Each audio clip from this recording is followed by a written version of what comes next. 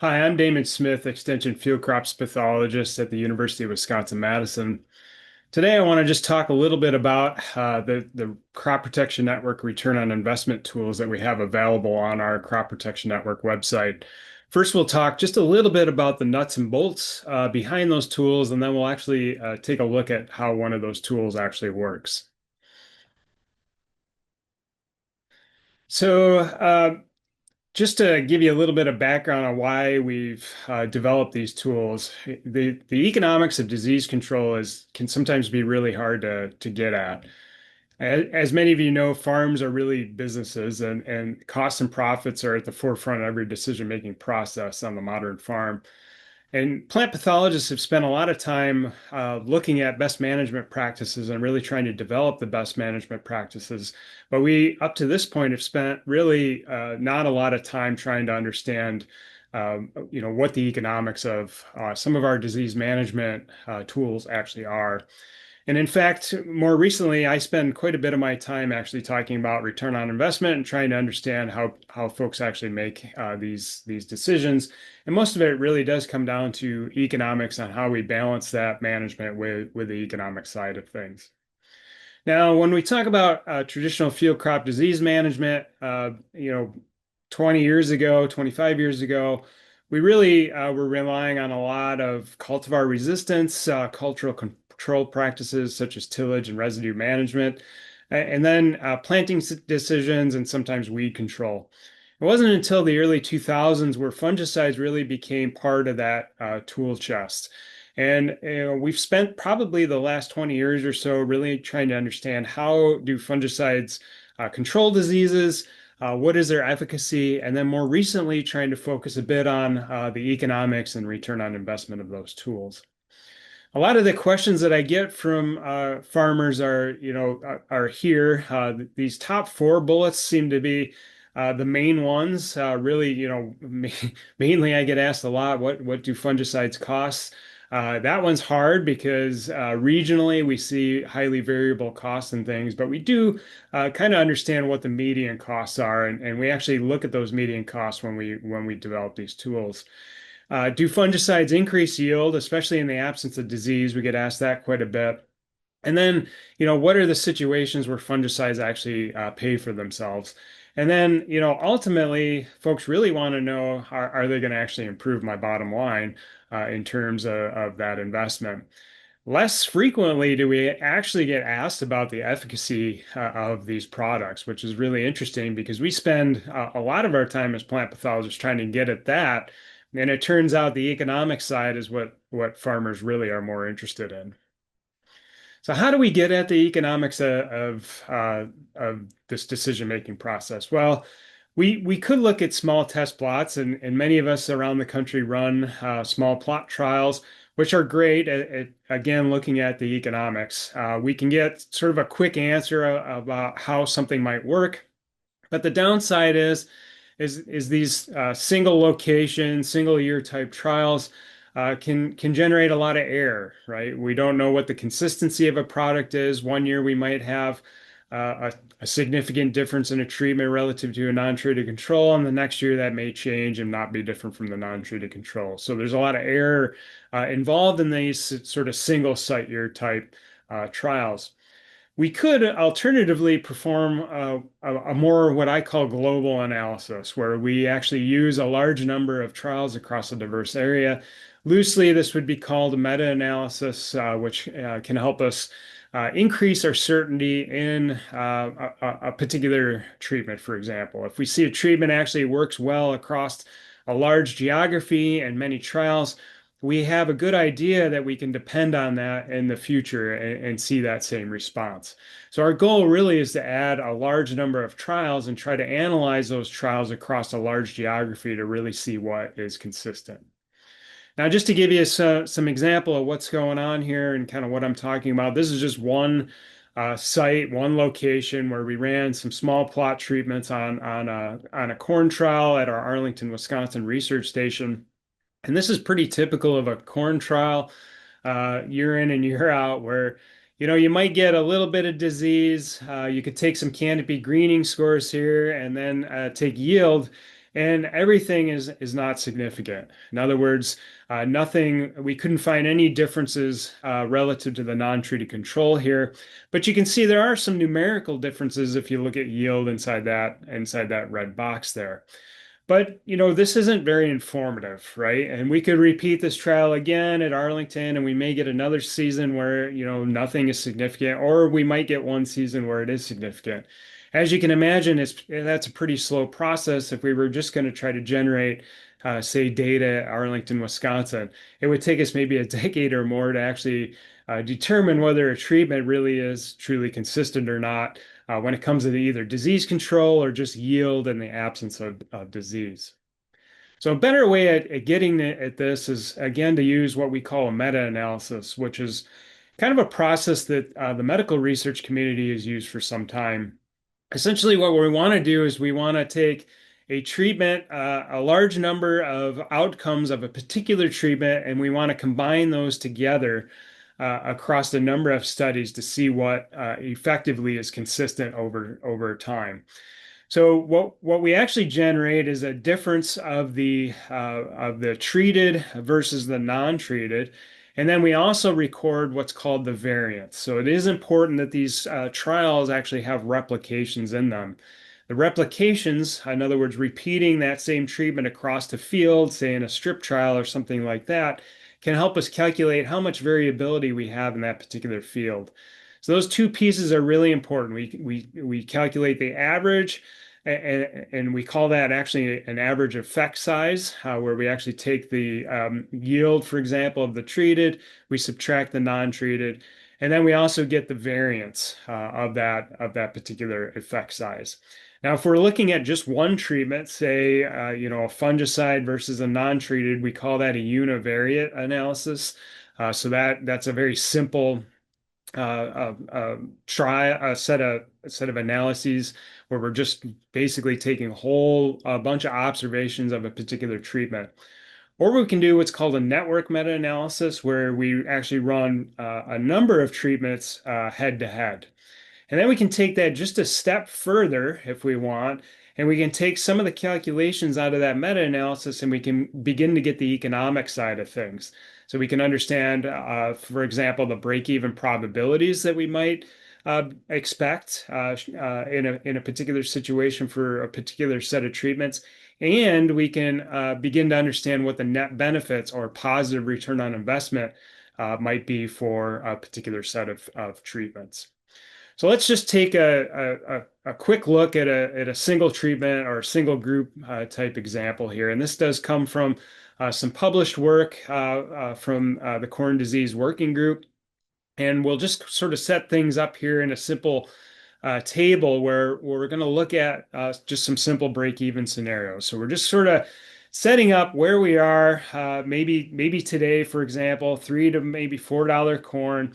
And then, on average, the median costs of a particular fungicide would range between maybe $20 and $35 per acre, and this would include a $7 per acre application cost.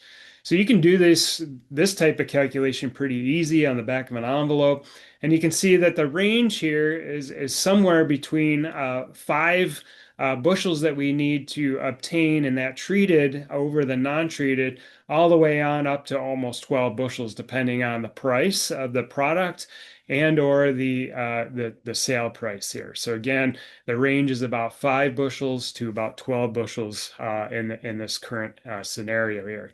So what that means is when we calculate our effect size, in other words, if we take the yield of a treated plot, we subtract the non-treated, we're trying to achieve an effect size that ranges somewhere between that 5 and 12 bushels. So we did this in a set of trials a few years ago. These came out of actually a uniform fungicide trial protocol that was set up again through the Corn Disease Working Group. In that particular analysis, we were interested in looking at QOI or strobilurin fungicides, and then two-way modes of action that combine the QOIs or the strobulurins along with the demethylation inhibitor fungicides. So there were a number of fungicides in here, but we basically classed or collapsed the fungicides into classes or groups, either the QOI or the two-way mixes. And then you're looking at applications relative to different corn growth stages. So we had a single application of V6, single application of VT, and then a two-pass program here. Now there's a number of more technical statistics here in the center of this table, but what I really want you to look at here is the yield increases. So on average, the QOIs in the two-pass program gave us about 3.8% increase in yield over the non-treated versus the V6 about 0.4%, and then the VT about 1.8% for the QOIs.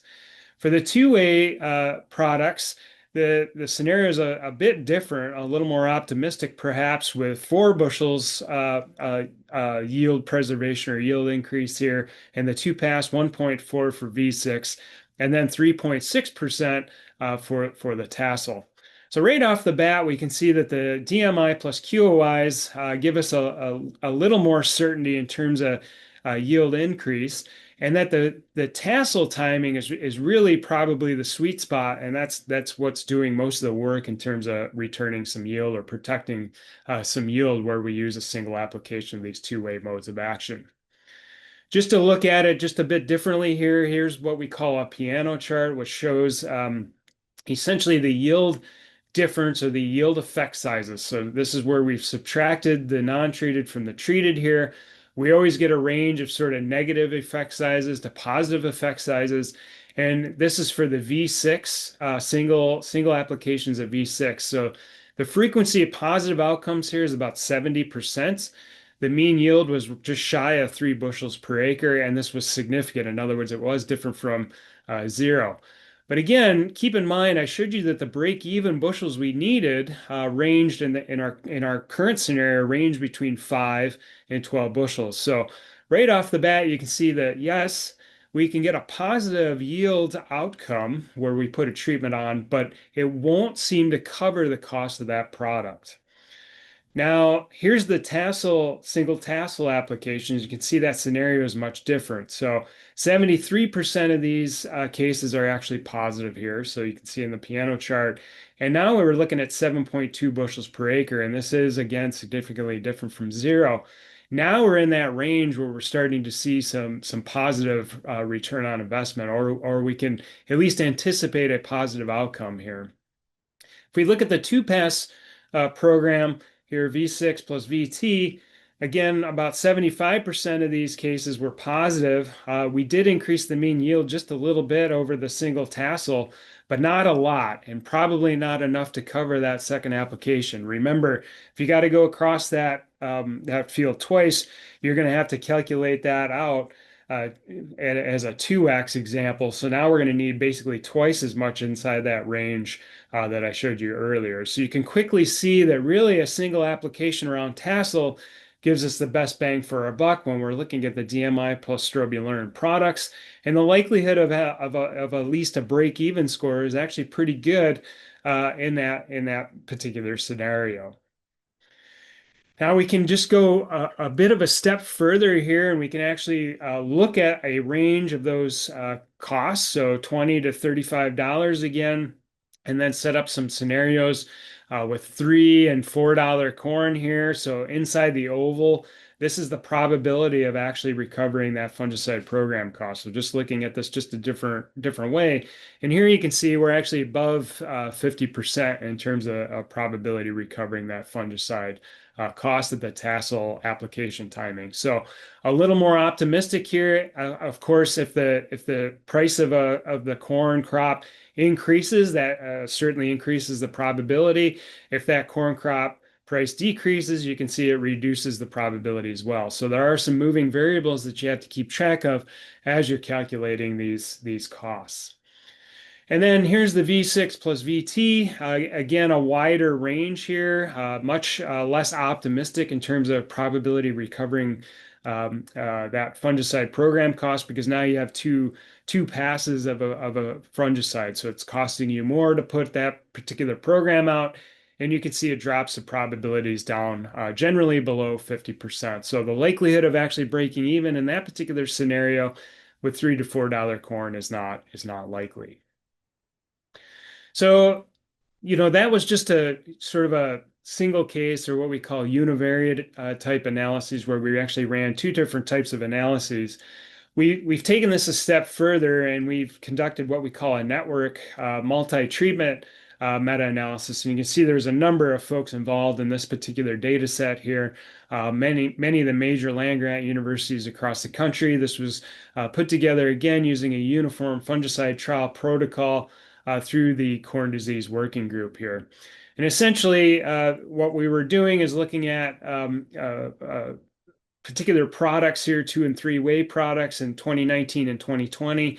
And then in 2021 and 2022, we added some in-furrow fungicide treatments and then looked at some earlier application timings relative to the tassel timing. So a few different types of uniform protocols here, but when you start to run these trials across a number of locations, you can actually generate quite a few data points very quickly and start to analyze these together and get a really good idea of what is consistent across a number of locations.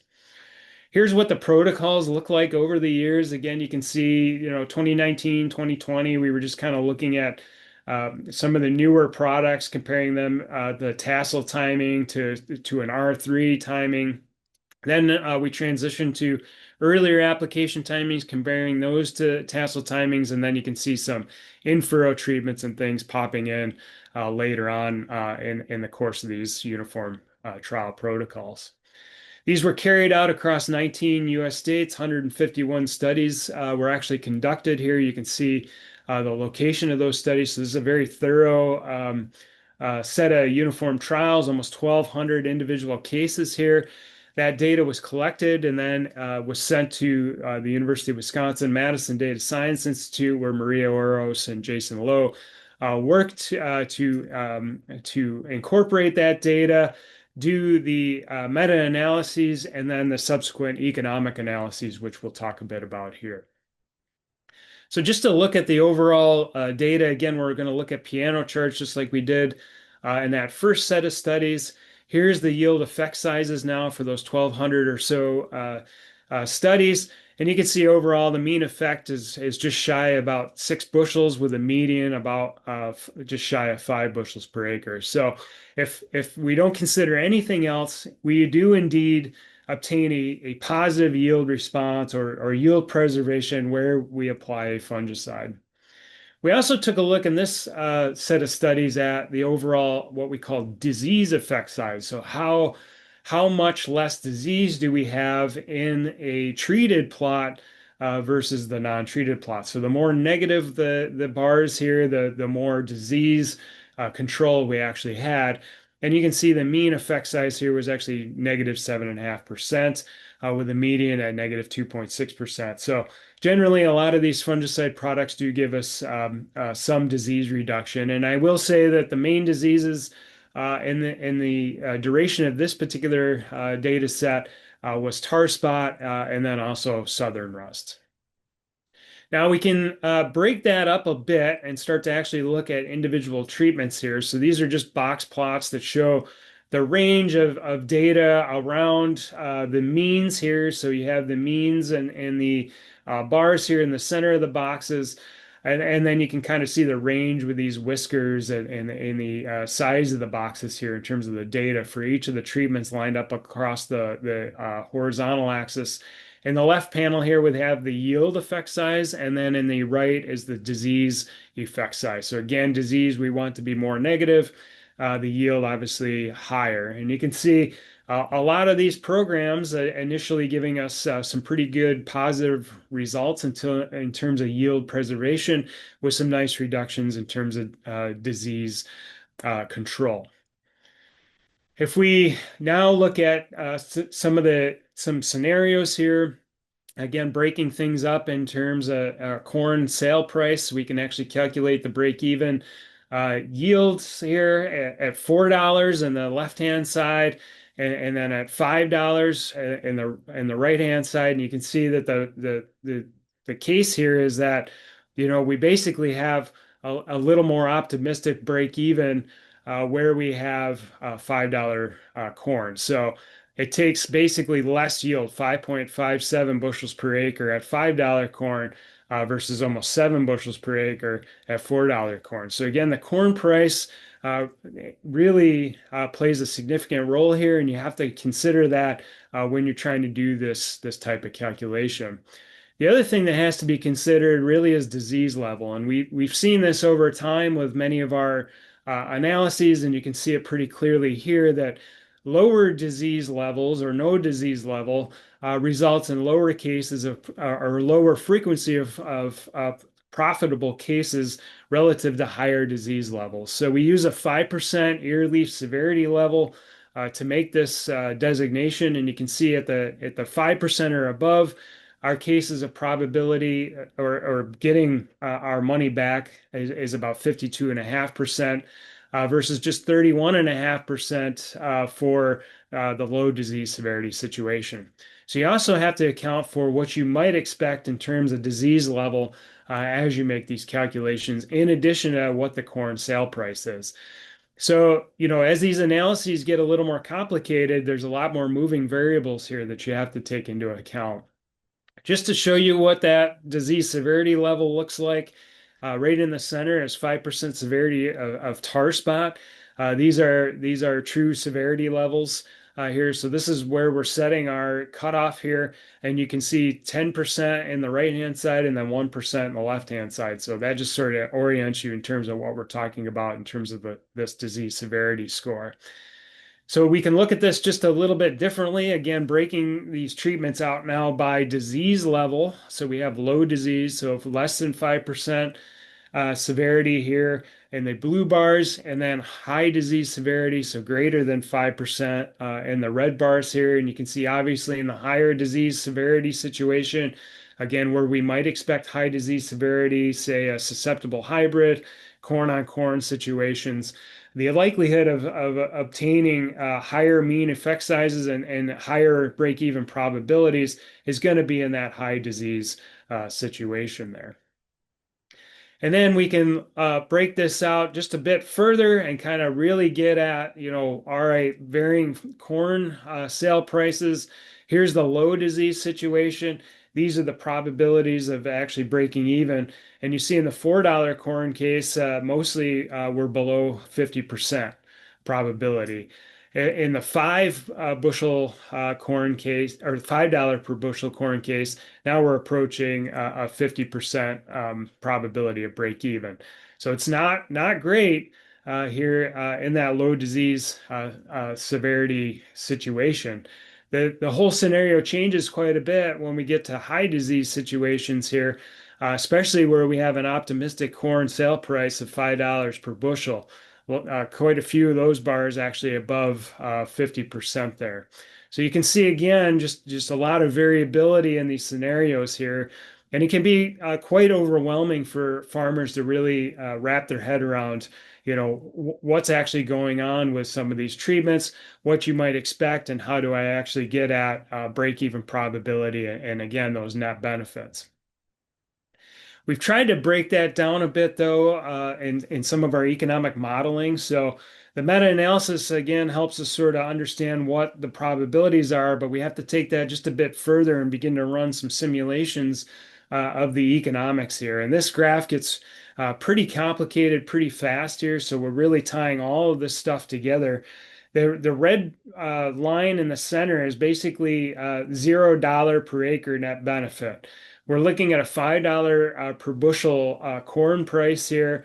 And then the purple line here is our return on investment in terms of dollars per acre. So we want this purple line to be above the red line here. There is quite a bit of variability, which is this purple shading around the purple line here. That's how much variability we might expect in terms of that return on investment. And you can see anything inside the gold box here, those treatments gave us an essentially a positive return on investment. Anything outside the gold box, those were negative return on investment. So we would expect those treatments, if everything was the same in a $5 per bushel corn case, to give us basically a negative return on investment there. And we can see in a high disease situation that changes just a little bit. We have more treatments actually falling into the gold box here, so we can see, Quilt Excel, Veltima, Mirvis Neo, Revitec, Trivapro, Headline Amp, Delaro, and Lucento, all now inside that gold box. And so the likelihood of at least obtaining a little bit more than break even is higher for those particular treatments, especially in a high disease situation. So all of this is actually quite complicated, as you can see, and we've developed the ROI calculators on the Crop Protection Network to make all of that analysis, the meta-analysis combined with the economic analysis, all a bit more tangible for you to actually make some decisions here. This QR code will actually take you to the landing page of our Crop Protection Network ROI tools. Again, those tools are using the meta-analysis to power those calculators. Couple of things I would just want to mention before we actually take a look at one of these calculators is I encourage you to be honest about the situation that you're in. Make sure you're reporting, expected yields that are reasonable for your farm, and be sure that you're setting the commodity sale prices in those boxes at what is reasonable for the market at the time. And then when you're actually looking at the outcomes here, make sure you're looking actually at the break-even probabilities first and then go to the net benefits. It's sometimes, your eye tends to want to go to the expected net benefit side of things because that can sometimes look very good. But the break-even probability is actually a bit more informative first so that you can understand what's actually happening with these particular treatments. And I'll explain a little more here as we kind of look at one of these situations. So now let's take a look at the ROI calculators. When you go to that landing page that the QR code will take you to, you'll come to this particular page here, and you'll see we actually have three different calculators here. And I've talked a lot about what underlies the corn fungicide ROI calculator. I'm actually going to look at a different one here. We'll look at the soybean white mold ROI calculator. So we did a similar analysis looking at white mold specific products for soybean here, and then developed that particular tool.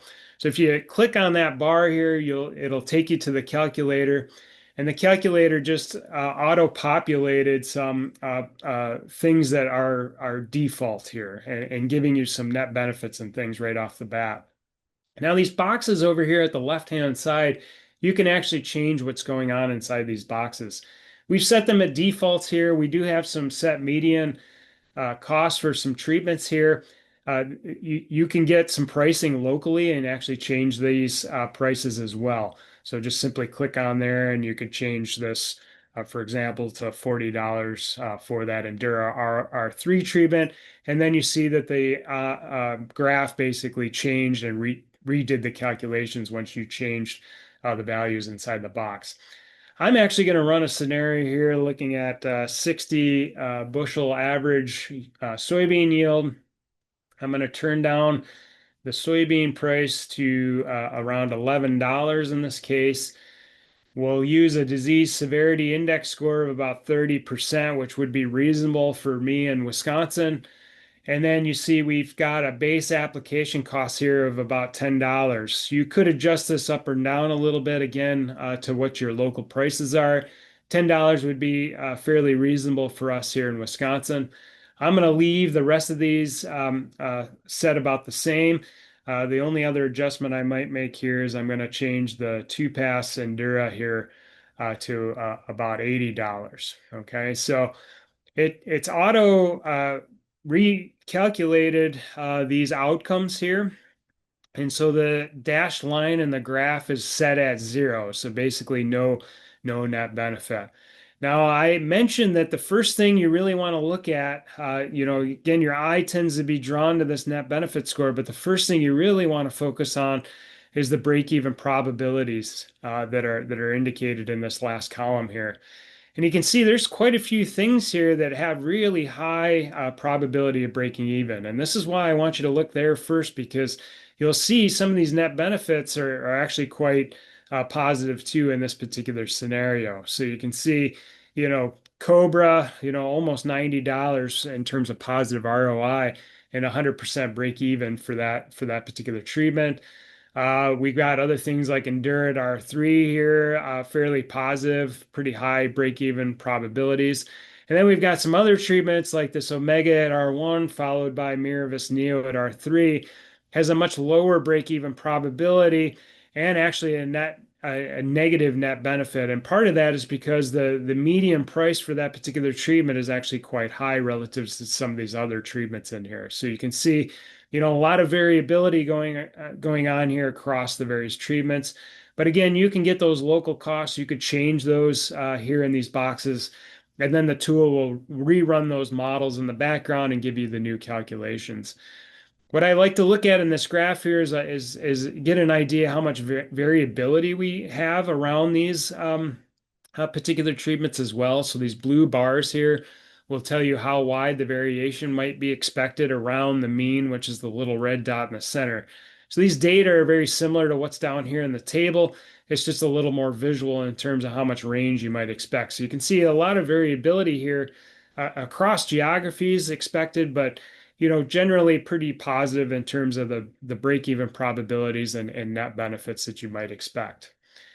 Now let's just change things just a little bit here. Let's look at maybe a 50 bushel per acre yield. I can increase the soybean price just a little bit. But now I'm going to look at the zero disease case. So basically what we might expect if we put a particular treatment out, but we didn't have any disease here. And you'll remember from the corn example, I talked about, disease was an important factor here in terms of, what we might expect in terms of breaking even and positive net benefit. Now you can see that this changes things quite drastically. And in fact, I'll show you one other place you could go here is this break even tab, which takes it and sort of simplifies the break even probabilities right off the bat for you. Now we just have a few treatments here that actually give us any type of break even. So the disease severity index scores have to be quite high for some of these treatments actually to understand that we're actually going to get any type of break even expected. And you can kind of see that here with a number of these actually zero in terms of their break even probabilities. So under this scenario here, we have very few cases where we would actually expect some return on that investment or product. But there are a couple here, and you can see that the Cobra treatments, mainly because they're very cheap treatments to put out, and then Delaro Complete has a very small break-even probability here, but mostly some positive net benefit. So, in the zero case, you might not want to put a fungicide out or a zero disease severity index case. So a field where you don't have white mold, you might just go ahead and hold off in terms of a fungicide application. But if you have a field where time and time again, you expect high disease severity, maybe you're putting out known susceptibles to try to capture a little higher yield, that changes the situation again. I just changed that to 40% on the disease severity index score. And now you can see, all these break-even probabilities quite a bit more optimistic with some pretty positive net benefit scores there. So all in all, I would encourage folks to spend some time here with these tools, running through each tool, kind of taking a look at what's going on with particular products there, running different scenarios that are meaningful for your particular location. Now, one thing to note is that we don't save any of the information that's input onto the page. So when you leave the page, that information can be lost. So once you run a scenario, if you do want to save those, you could use this download CSV tool here, which will let you download that particular scenario, and you can find that in your download folder so that you can actually play with that data offline. So again, we don't save any data. The Crop Protection Network, that data is all yours. But if you do want to come back to it and look at those scenarios, make sure that you're saving that information. So all in all, let's just talk about sort of the take home here. And I'm going to just come back to the corn fungicide data set that we originally talked about. But regardless of type of tool and data set, this has really been pretty consistent across the analyses that we've done.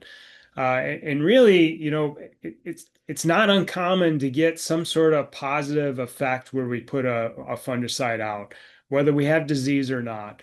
And I hear this a lot from farmers. Well, I always see a positive yield gain where I put a fungicide out, and then I'll ask, but did you actually look at the economics of that? And that's where really thinking, a little more about how much disease might you expect in a particular situation? What is the commodity sale price out there? And be honest with yourself, put those in and make sure you're using things that are meaningful in the market. We know in corn that there's optimal timings here. The tassel to R3, based on what we looked at in these analyses, those are really important timings, single application timings in there. A lot of times the two pass programs, whether it's in corn or soybeans, those are really hard to make the economics work out in terms of positive return on investment because again, you have to go across the field twice, and there's a lot of logistics involved in those two pass programs. So just really breaking this down and using those tools to really understand what the probabilities are in terms of breaking even, and then what we might expect in terms of net benefits, whether it's going to be positive or negative there. And then, really doing a little bit of legwork locally to understand, what are the prices for some of these programs and products out there, and trying to use the information that you get out of the ROI tools to find a product that gives you good control, may have some positive return on investment, but that you can get at a pretty reasonable price there. So just to finish things up, here's my contact information. Email is a great way to get in touch with me if you have questions after you watch this webinar.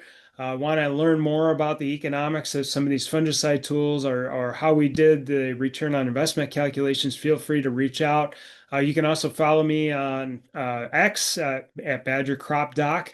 And then you can learn more about my program specifically at the badgercropnetwork.com.